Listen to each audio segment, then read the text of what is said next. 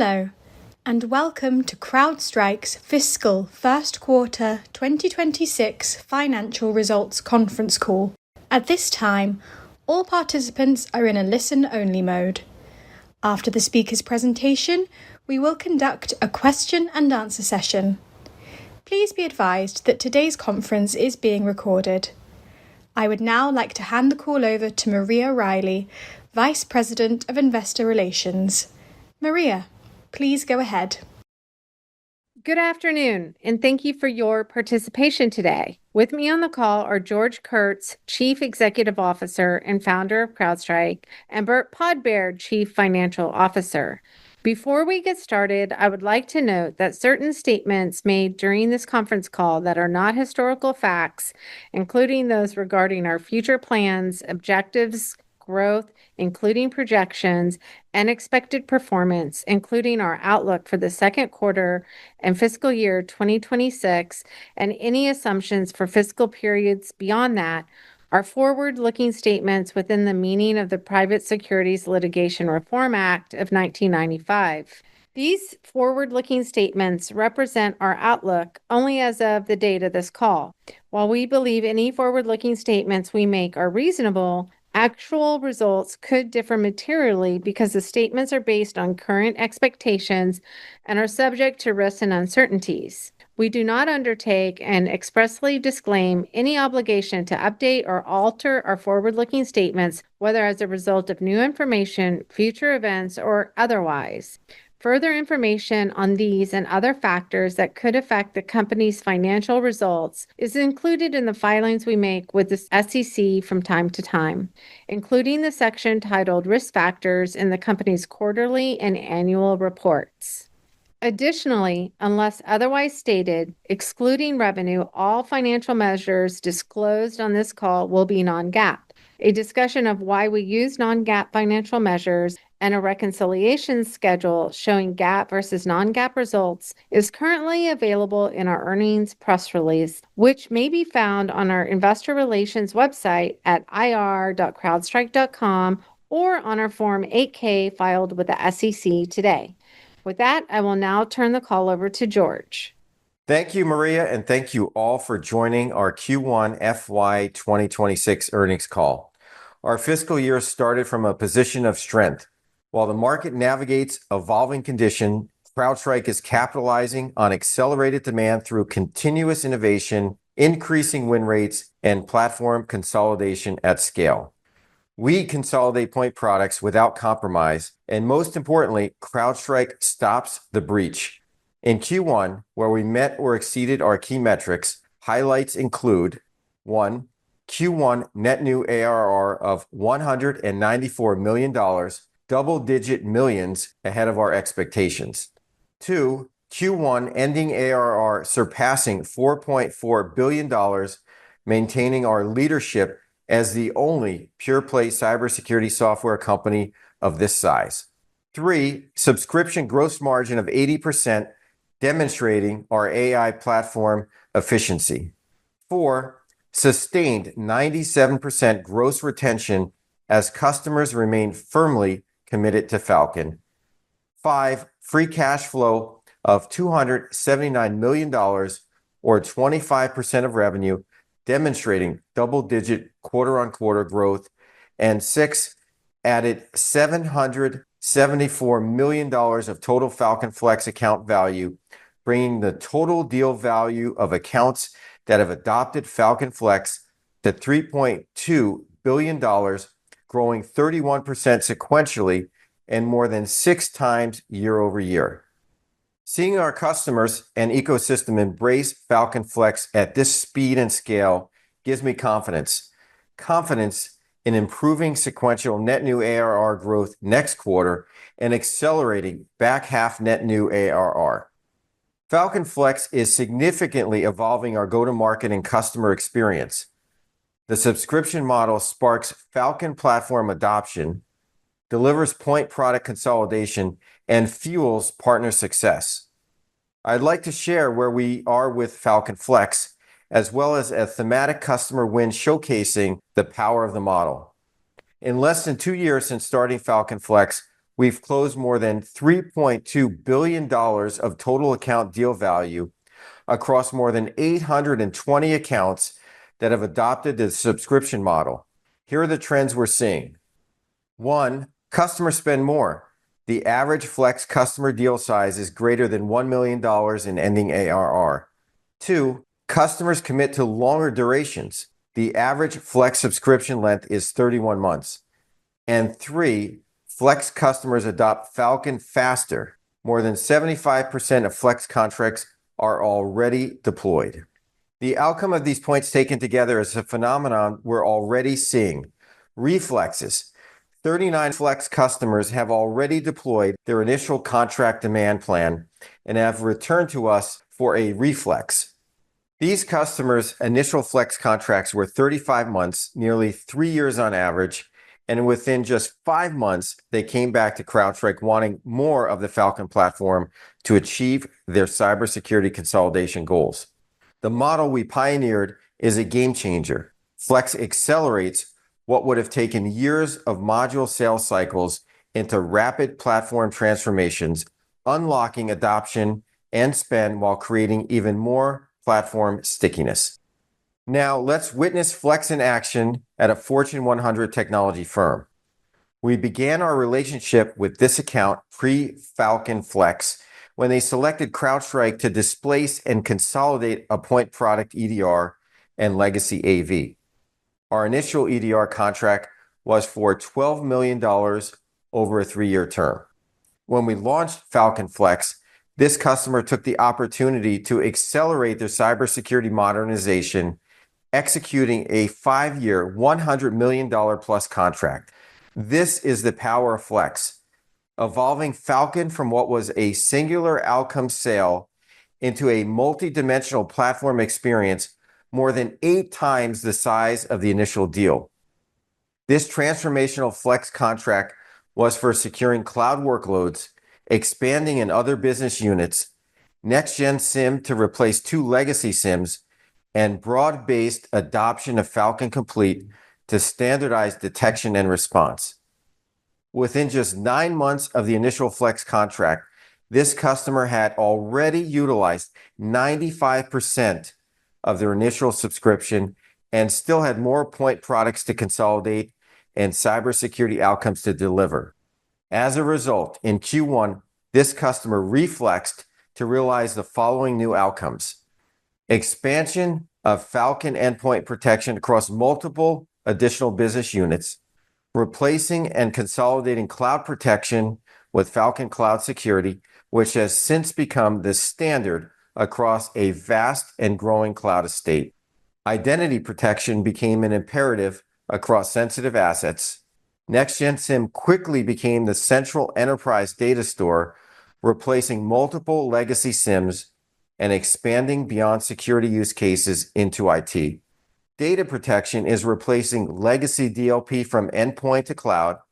Falcon for IT is replacing a legacy endpoint management tool, and Charlotte AI will deliver agentic analyst capabilities and automation, accelerating security outcomes at scale.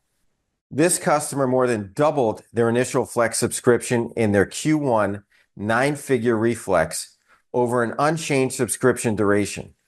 Through Flex, this customer now spends nearly 20x their initial EDR purchase, replacing more than 8 technologies and deploying more than 10 Falcon modules. This customer still has much more to achieve with the Falcon platform across millions of workloads, petabytes of data, and hundreds of thousands of identities.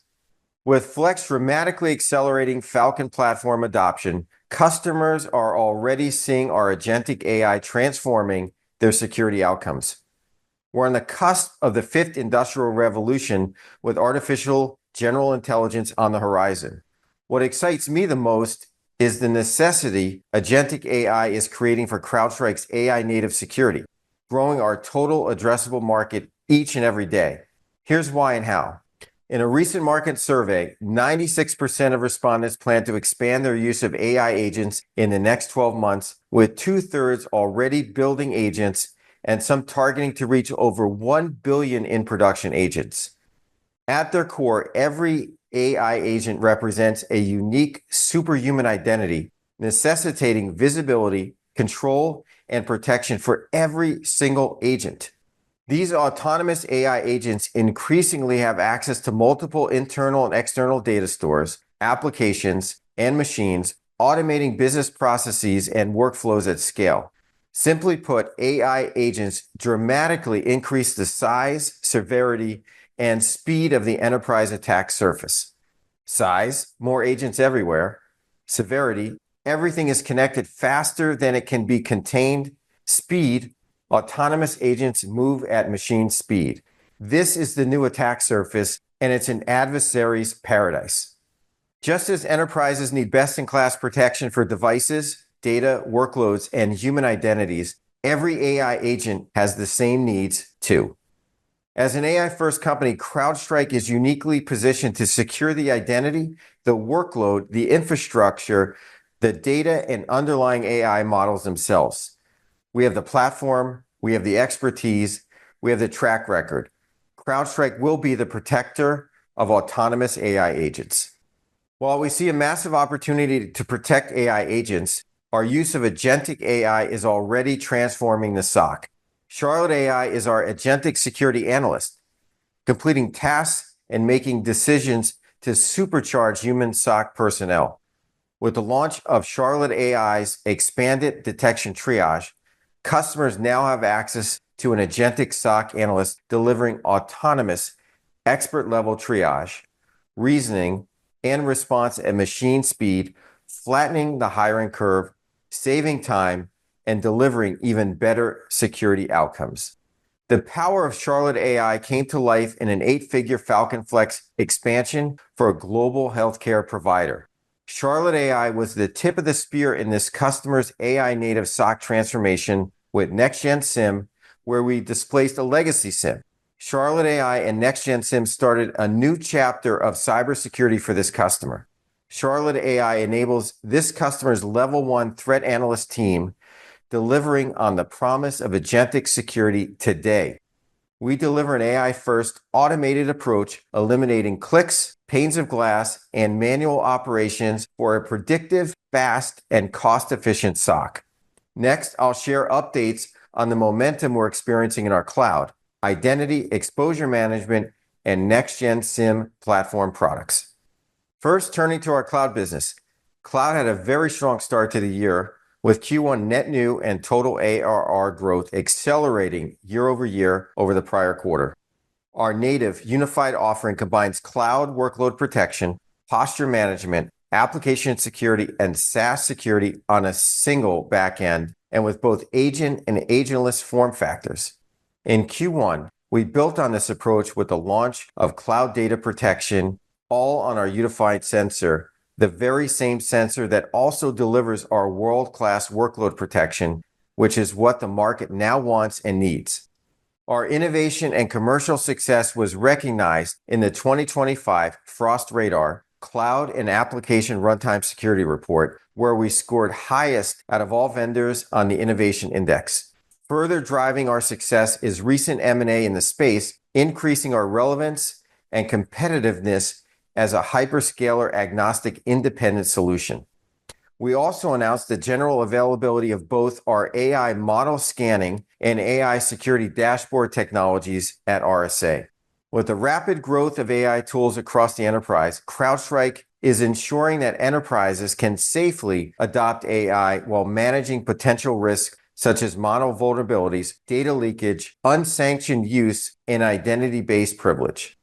A prime example of a customer adopting Falcon Cloud Security was a 7-figure technology customer doubling their spend with us. This customer had CrowdStrike on the endpoint and was using a competitor's point product, CSPM, for cloud protection. The incident response call came into CrowdStrike when the competitor's CSPM didn't stop the breach. A rapid platform expansion, including Falcon Cloud Security, quickly illustrated the difference between just alerting on a breach and actually stopping one.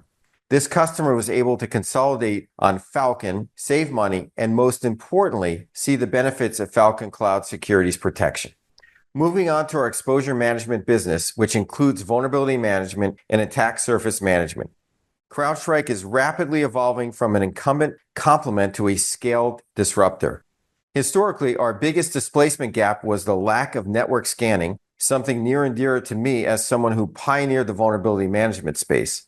With the launch of AI-powered network vulnerability assessment, CrowdStrike now delivers unified exposure management for both managed and unmanaged devices.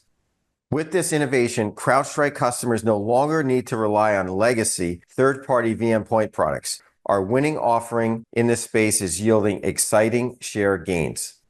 A large financial services customer purchased Falcon Exposure Management across 120,000 devices through their Flex subscription. Utilizing Charlotte AI and Falcon Exposure Management together allows for AI to finally automate vulnerability detection. Now with network vulnerability scanning, this customer is moving away from their long-standing legacy VM vendor and their existing attack surface management vendor as well. Moving on to our next-gen SIEM business, where we're disrupting the proverbial horse and buggy with the combustion engine. Our next-gen SIEM delivered triple-digit ending ARR growth while displacing antiquated, expensive, and poor-performing point products.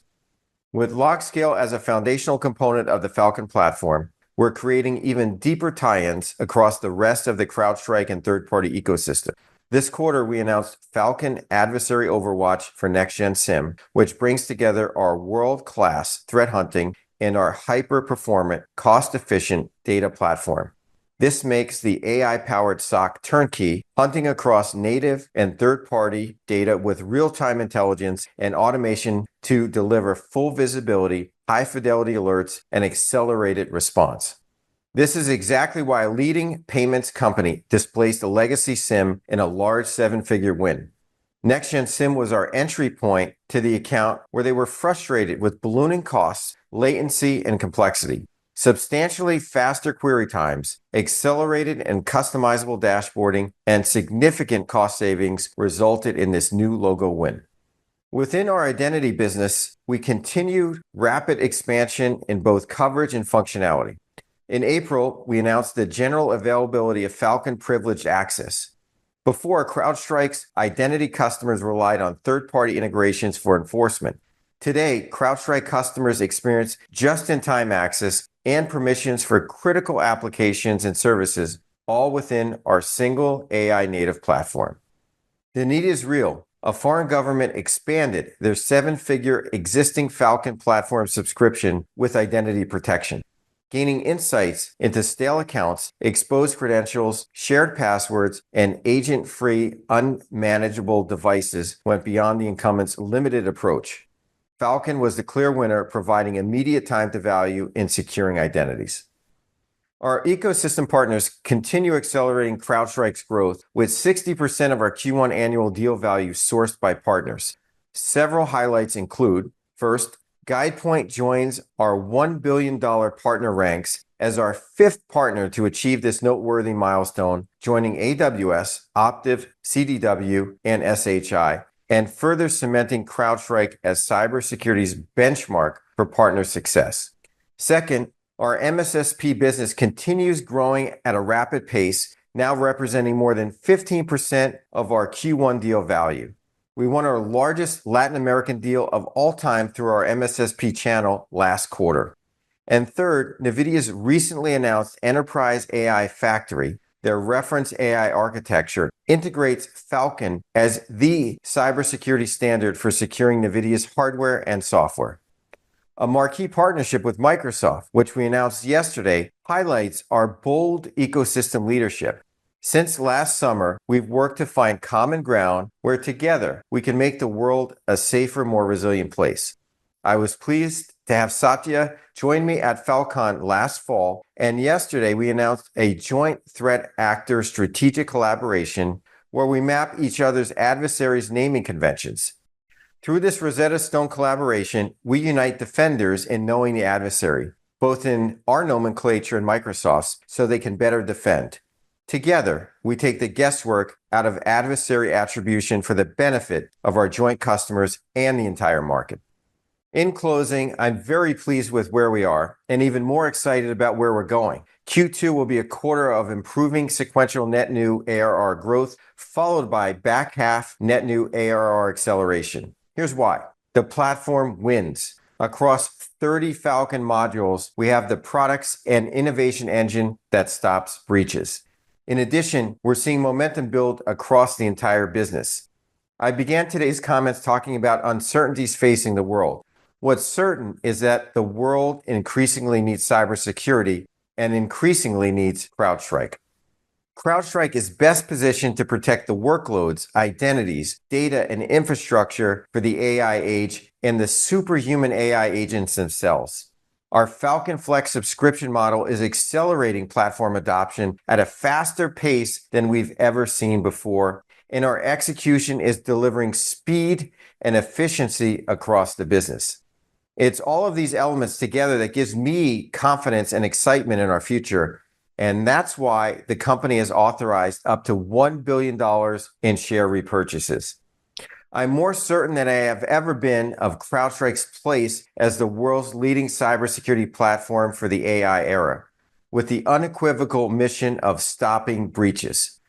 Thank you to our team, partners, and customers who tell me that they cannot live without CrowdStrike. And I'll now turn the call over to Burt Podbere, CrowdStrike CFO. Thank you, George, and good afternoon, everyone. As a quick reminder, unless otherwise noted, all numbers except revenue mentioned during my remarks today are non-GAAP. CrowdStrike delivered a strong first quarter to kick off the new fiscal year. Our robust Q1 performance, focused execution, and growing Falcon Flex momentum, including reflexes, further reinforce our conviction in improved sequential net new ARR growth in Q2, as well as net new ARR re-acceleration and margin expansion in the second half of FY26. Additionally, the share repurchase authorization of up to $1 billion that we announced today reflects our confidence in CrowdStrike's long-term strategy, including M&A, growth prospects, and robust cash flow generation capabilities as we scale on the path to $10 billion in ending ARR. We will continue to prioritize investing in our growth and innovation while retaining the flexibility to opportunistically repurchase shares to maximize returns and deliver increased value to our shareholders. In Q1, we achieved net new ARR of $194 million, growing ending ARR to $4.44 billion, up 22% over last year. Highlights in the quarter included significant big deal activity driven by Falcon Flex momentum and reflexes, record MSSP channel results, strength in multiple geographies including the US, Europe, Canada, Japan, and Latin America, deep platform adoption with subscription customers with 6, 7, and 8 or more modules representing 48%, 32%, and 22% respectively, strong and increasing competitive win rates, and sustained 97% gross retention and consistently strong net retention in line with our expectations, demonstrating our success in both customer retention and expansion. Moving to the P&L, total revenue was within our guidance range and grew 20% over Q1 of last year to reach $1.10 billion. Subscription revenue grew 20% over Q1 of last year to reach $1.05 billion, and professional service revenue was a record $52.7 million. The geographic mix of first quarter revenue consisted of approximately 67% from the US and 33% from international geographies. Total gross margin was 78%, and subscription gross margin was best in class at 80% of revenue. Total non-GAAP operating expenses in the first quarter were $656.0 million, or 59% of revenue. In the first quarter, non-GAAP operating income was $201.1 million, and operating margin was 18%, exceeding our guidance. We achieved strong non-GAAP operating income performance alongside strategic upfront investments in internal automation, go-to-market, and AI innovation. We expect these investments to fuel our growth in the back half of FY26 and beyond as we progress towards our long-term targets. GAAP net loss attributable to CrowdStrike was $110.2 million and included $39.7 million of expenses for outage and related matters. Non-GAAP net income attributable to CrowdStrike was $184.7 million or 73 cents on a diluted per share basis, exceeding our guidance. Cash and cash equivalents grew to a record $4.61 billion. Cash flow from operations was a record $384.1 million, and free cash flow was $279.4 million, or 25% of revenue. Expenses for outage and related matters impacted Q1 free cash flow by approximately $61 million. Moving to our outlook and modeling notes. We believe cybersecurity remains mission-critical in today's AI-accelerated threat environment. We continue to see strong demand for the Falcon platform, growing momentum with Falcon Flex, including reflexes, and a robust and growing pipeline building for the second half of FY26. While we do not guide to net new ARR, our Q2 assumptions include the sequential net new ARR growth rate to be at least double over what we saw from Q1 to Q2 in the prior fiscal year. I'd like to take a minute to discuss the near-term relationship between ARR and subscription revenue in FY26. As we previously discussed, our successful CCP program that concluded in Q4 of FY25 provided customers the one-time ability to choose more product, more time, or both, which results in an impact to subscription revenue. In addition, a limited special partner program related to CCP success also has an amortization impact on subscription revenue. As a result of these CCP-related programs, we expect to see a temporary, near-term separation between ARR and subscription revenue recognition, which was reflected in our revenue guidance. This amounted to approximately $11 million in Q1. We expect the impact to be in the range of $10 to $15 million in each remaining quarter of this fiscal year, subsiding in Q4. Moving to the strategic realignment plan we announced in early May, we continuously look for optimizations and efficiencies across the business. We identified opportunities to reallocate and focus investment in 1. Platform growth areas of cloud, identity, exposure management, AI, and next-gen SIEM, as well as platform resilience. 2. AI to accelerate our internal execution and efficiency. And 3. Go-to-market and customer success as we scale. The timing of executing the realignment in early May was focused on minimizing in-quarter business disruption while maximizing in-quarter financial benefit.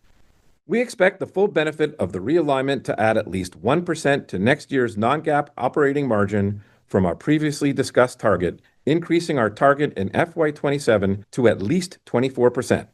Additionally, we now anticipate an FY27 improved free cash flow margin of more than 30%. Moving to cash, we expect to incur Q2 cash charges of approximately $26 million in connection with the aforementioned strategic plan.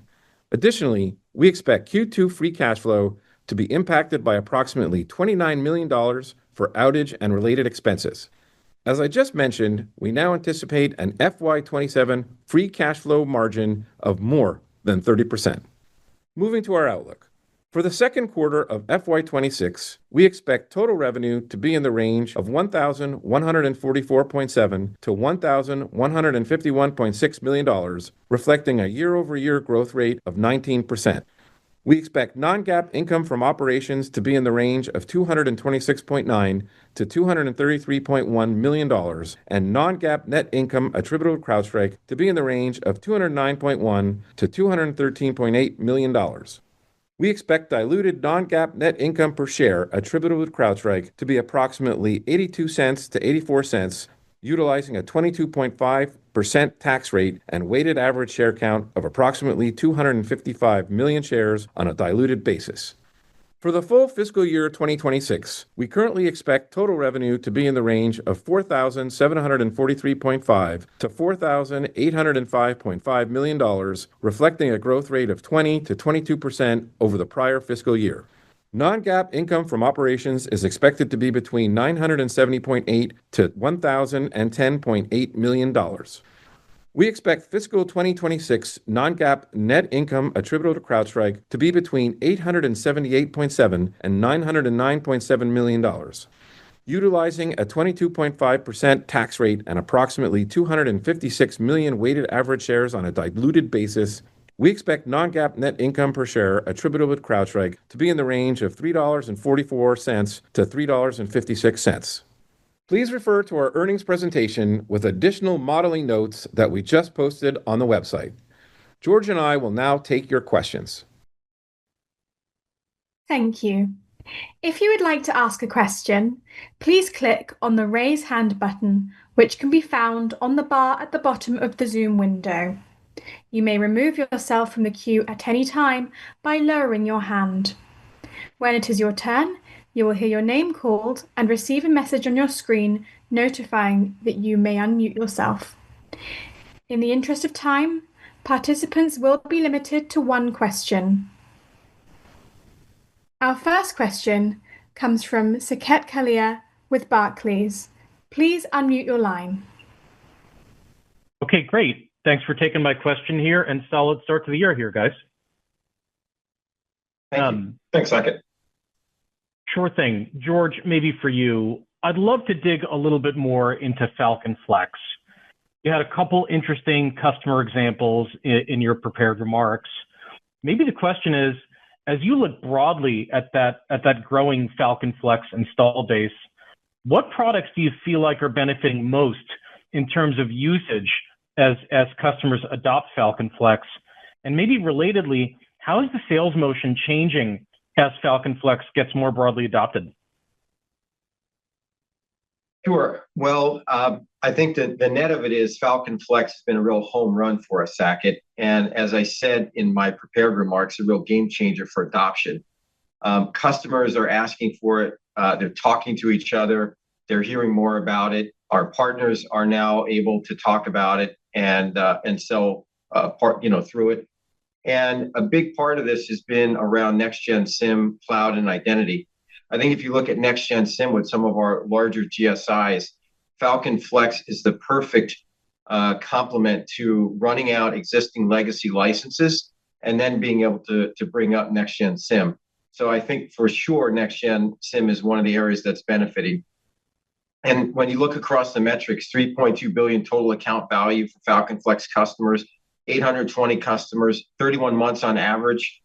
It's been just unbelievable and more successful than we thought. And one of the things that I pointed out here in the earnings script is the reflex. We're seeing more and more reflexes faster than we thought. And the key to Flex is it does change our selling motion where we're not selling module by module, but we're selling outcomes and we're doing demand planning with our customers. And ultimately, they're using more of our licenses faster, which ultimately results in net new increase in ARR. Very helpful. And we'll Thanks, move guys. to our next question.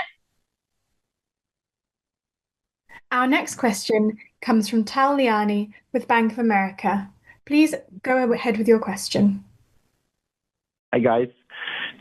I would like to go back to something you said about the divergence between revenue growth and ARR growth. I understand why CCP is pressuring revenue growth just near term, but why is it causing a divergence? Why isn't it impacting the same way ARR? And just a follow-up on this is why you said that you expect ARR growth to accelerate in the second half. Why is it? What drives it? Thanks. Thanks, Tal. So one, in terms of the divergence, we talked about it in the modeling notes where we went through our overall CCP programs, and then we highlighted specifically our CCP program that had with respect to a limited partner program. And we talked about how the amortization impacts revenue. So when you look at the two of them and you say, hey, how does this work with respect to our revenue? When you look at when partners have a program with us, we then are able to recognize the amortization within revenue. So this would be part of ASC 606, and so this is how we account for it, and that's why you see the divergence. In terms of how we think about reacceleration in the back half. So reacceleration in the back half is due to many things. One, we think about how we think about not only our what we expect from our products. So we have, clearly we have momentum with respect to what George talked about, next-gen SIEM, identity, cloud. So we feel great about where we have the momentum with respect to the products. We feel like we have momentum with respect to Flex. We talked about Flex. We talked about the numbers that we had with respect to Flex, $774 million with respect to account value in the quarter. This is over double that we did, year over year. So we're really excited about how we think about Flex. And then when we talk about reacceleration in ARR, we're also talking about how we think about the momentum just in our overall platform. We are the consolidator. We're the one that people are looking to not only get the best outcome, but to save money. So when you wrap that all together, we get confidence with respect to our conviction in back half reacceleration. And we'll go to our next question. Our next question comes from Gabriela Borges with Goldman Sachs. Please unmute your line. Hi, good afternoon. Thank you. George and Bert, some of these reflex deals are really interesting. Talk to us a little bit about the budget conversation that happens. If I was budgeting for 35 months and I burn through my usage in 5 months, where does the incremental budget come from and how does the ROI conversation change? Clearly, customers are getting value out of it if they're using the product. Just curious how that math works out. Thank you. Yeah, great question. So a lot of what we're doing with customers is going through the demand plan and our business value assessment. And that's really where we can talk about how we can replace other point products. So typically the conversation will look at customer roadmap. They'll look at certainly our roadmap and the products we have in the 30 modules. And then we'll begin to plan the phased rollout of our products to replace what they have. And in general, what we're focused on is how can we save them money by replacing those point products and ultimately getting a better outcome. So Flex is going to give them the best discounted rates. The more they commit, the bigger the discounts. And then also it takes all the friction out of procurement. So they can roll us out and within 5 months, as we talked about, they can consume that Flex license, but we're now on a path to adding more modules faster. And once they see the value of it and they're using all of the products or the products that they're licensed for within the Flex suite, it just incents them to use more and more of those. So that's the way we see it. It's instead of module by module sale, it's more of a demand planning exercise with real tangible ROI and financial benefits, which has been a huge success for us and our partners. And we'll take our next question. Our next question comes from Brian Essex with JP Morgan. Please unmute your line. Great. Good afternoon. Thank you for taking the question.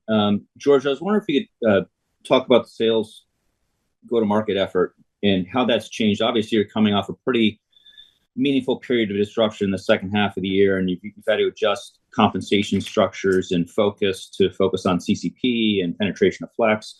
How have things changed in 1Q? Have plans materially changed the way that you're compensating quota-bearing reps in the channel? And how has response been from the sales force? Thank you. Well, I think the response has been great from a Salesforce perspective and customer perspective. The customers have put it in the rearview mirror. We've moved forward with our customers and partners. And, the focus really has been on innovation that we're delivering, on how we can consolidate the point products they have, the power of the Falcon platform, Charlotte AI. We're back to business in the areas that we've always focused on, which is really exciting for us. And the big takeaway is customers want to do more and more with us. And we're seeing that with the adoption rates, and we're seeing that with the burn down of the Falcon Flex licensing much faster than we originally anticipated. So, there's still more work to do in terms of, educating partners and our own sales force in this go-to-market motion around demand planning. But, that's an exercise that will always be ongoing, but we're seeing tremendous success both internally and with our partners. And with that, we'll go to the next question.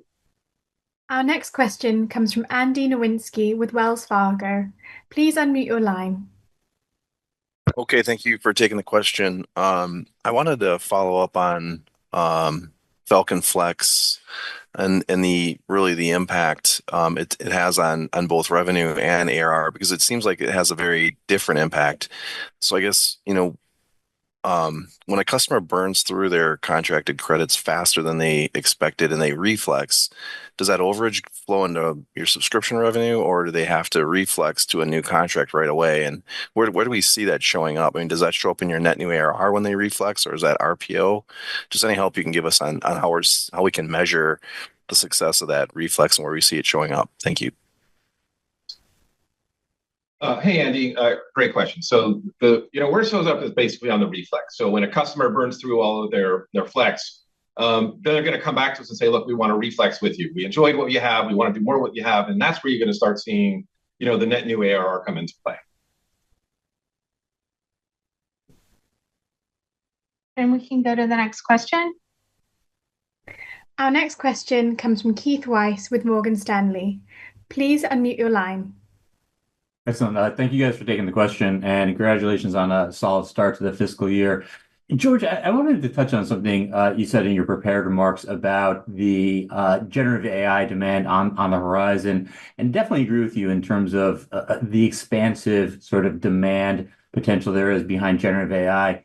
But there's also a lot of different types of demand that you could see. Like you were talking a lot about surface area, but you also have it in your products. There's also the threat environment. Can you give us a little bit of visibility on what's hitting today, what's actually driving demand today for you guys? Is it what you guys are doing in your SIM product? And what's up more on the horizon? What should we be looking forward to going forward in terms of what could be future demand drivers? Sure. Well, when we think about AI, when I started CrowdStrike, it was an AI first company. Years ago it was machine learning, now AI. But at the end of the day, what we're able to do is to deliver the right outcomes to customers. We'll take Charlotte AI as an example. It just seen tremendous growth in the product itself and the adoption within the customer base. And what we're able to really solve for them is saving hours and hours of work, coming out with the right results, which really helps to automate level 1 triage and really free up those resources internally. So that's, again, how we use AI to drive workflow automation as well as get better security outcomes. When we think about the protection piece, we have model scanning and model protection today, and we're doing that for customers. But really what I highlighted in the call is something that I'm really excited about, and that is if you think about CrowdStrike and you think about what we do and how we've evolved, we protect workloads, computers, users' identities, right? Those are today's speed. When we think about generative AI and really what I would call autonomous agents, they have the same needs, but they're superhuman. They have access to data. They have identities. They have access to systems outside of their own environment. They have workflows. They take action. So it's building those guardrails and then instrumenting the visibility and protection across the entire AI workflow. And every agent, and there could be billions of agents, are going to need protection. And that's where we see a fantastic future opportunity. And we're going to be at the tip of the spear being able to protect those in the future.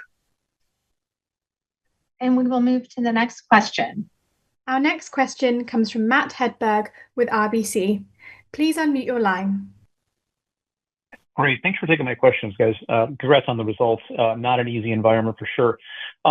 George, I wanted to ask about US Fed. I guess, how has it been trending? Sort of what's baked into the guide? And if there's any comment that you could make on, there's a Bloomberg article earlier in May, that would certainly be helpful. So I'll take the second part of your question. Any comments with respect to Bloomberg? So for us, the company, and how Bloomberg, reported what they reported. The company received requests for information from the DOJ and the SEC relating to revenue recognition and reporting of ARR for certain transactions, the July 19th outage and related matters. And with that, we'll go to the next question. Our next question comes from Joe Gallo with Jefferies. Please unmute your line. Hey guys, thanks for the question. Bert, can you provide some guardrails on how to think about free cash flow margin this year? I think previously you talked through an exit rate, and then maybe just talk a little bit more about what underpins your confidence in 30% plus margin next year. Thanks. Yeah, sure. We did talk about the 27% exit rate on Q4 for free cash flow margin. We're excited about that, and then the 30%, we get most of our conviction from what we've already been talking about. We get it from Flex. We get it from larger, longer, bigger deals, and we get a lot of momentum with respect to how customers burn through Flex. We gave you those examples faster than we anticipated, and all that's going to turn into dollars for us. And that's where we get excited about next year's free cash flow numbers that we provided. Our next question. And we'll go to the next question. Yeah, thank you. Our next question comes from Mike Zikos with Needham. Please unmute your line. Great. Thanks for taking the questions here, guys. I just wanted to get a quick update on what you're seeing more from a macro standpoint as far as April and May. We received some differing data points depending on which of the fiscal quarter end cyber companies you're speaking to. And just wanted to sanity check if you guys are seeing any movement at the margin when we think about how things are playing out in the month of April versus the linearity in the quarter, and then how things have trended with May in the rearview mirror at this point. Thank you. Yeah, I think we did a great job on execution, and with the right platform and solving the problems that we're solving, we powered through it. Like, you look at the results with net new ARR, it was fantastic. Again, customers want to buy more and more from us. Next Gen SIEM has been a total home run. So, I can only focus on what we can control, and I think the team did a fantastic job in an environment that had a lot of noise to power through it and deliver the results that we delivered. And we'll go to the next question. Our next question comes from Shaul Eyal with TD Cowen. Please unmute your line. Thank you. Hi, good afternoon, guys. George, my question is on Next Gen SIEM. Success is absolutely unquestionable. I listened to your tone. Looking at the presentation, it's unequivocal.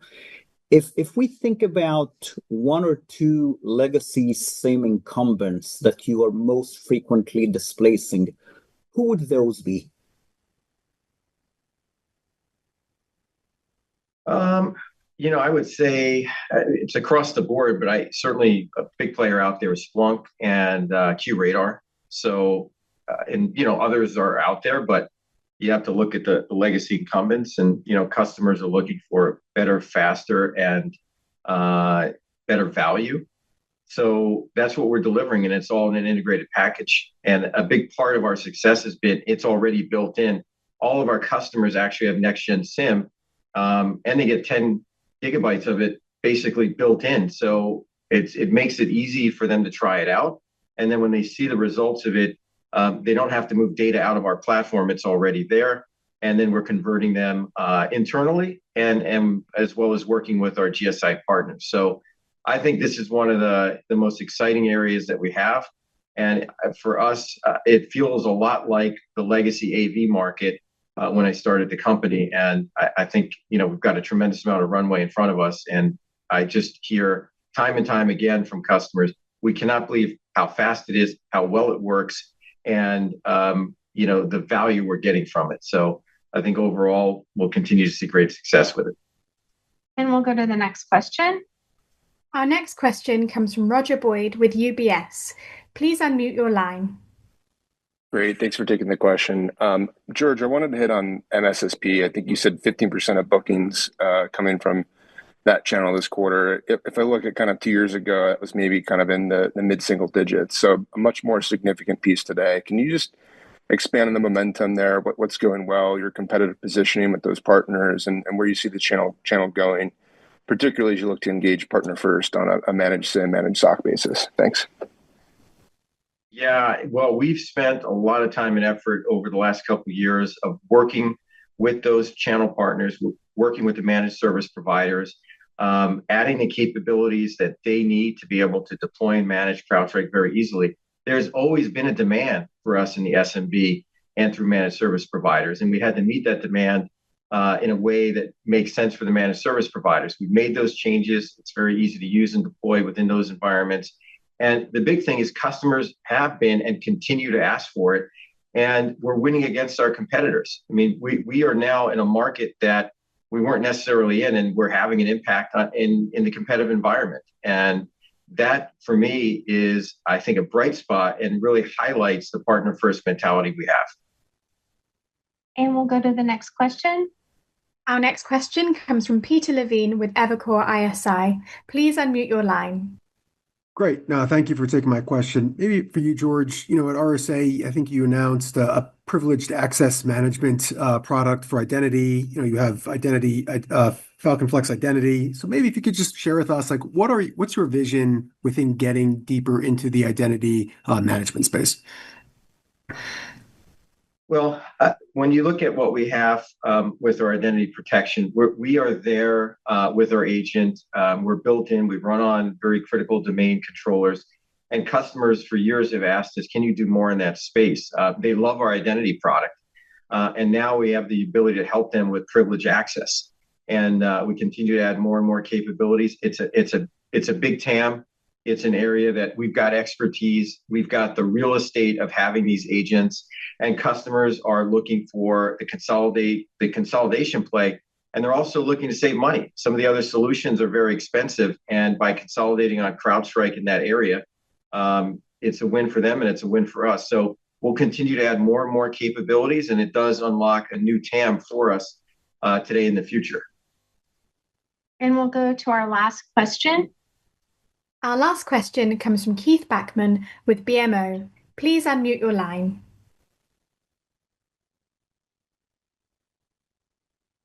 Thank you very much. Hopefully you can hear me okay. Burt, I wanted to direct this to you if I could. On the CCP, just trying to get a little bit of help how to think about it in the second half of the year. So last year in the October and January quarter, you identified 80 million of CCP.